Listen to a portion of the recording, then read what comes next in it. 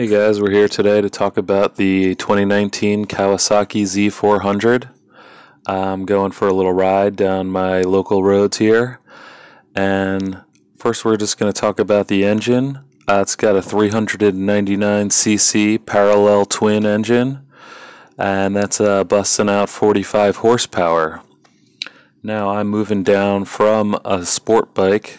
I had a CBR 600, and I'm getting back into the game, and I don't know, I'm seeing a lot of people call this a beginner's bike, but for an experienced rider such as myself, I've really been enjoying it, and I don't really miss the 600cc sport bike feel, so this bike's been fantastic.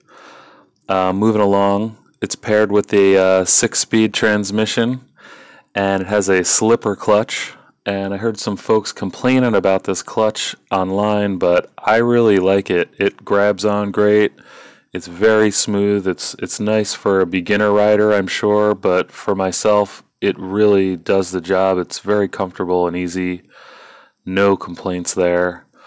Here you see me coming through some of these curves, and I want to talk about how light this thing is. It's only 368 pounds wet. And it makes it very nimble and very flickable, and I thought people were just talking too much about that on their videos, but I really want to say this thing loves to go around a 90-degree turn. Just something about that just puts a smile on my face when I'm on this bike.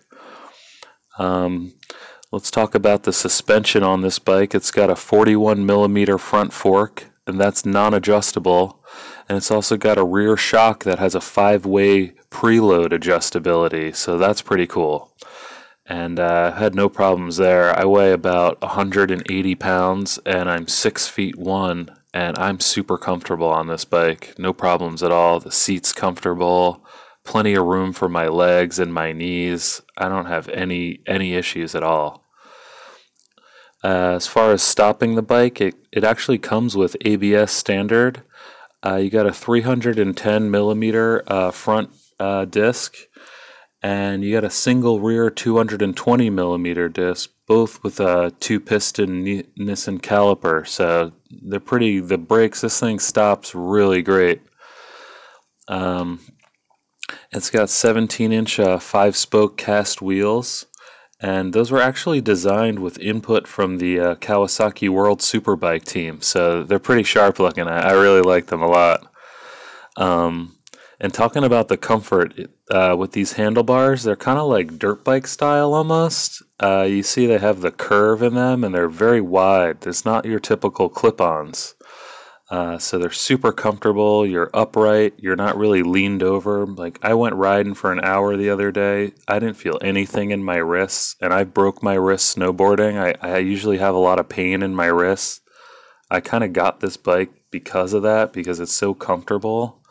And I'm just kind of, cruising around town. I'm not trying to win any races anymore, So this bike is really great for like an older rider who's more mature kinda, and maybe you're not looking to race everybody, you're just kind of chilling out. So that's been a lot of fun, this bike, and very comfortable. And this tack, you can see it's very visible in the sunlight. The sun's hitting it, and you can see with the white on the black, you can still see the gear indicator, which that's another thing a lot of these bikes in this range don't come with. And you can get this bike in actually the candy lime green, or I got it in the candy cardinal red and the metallic spark black.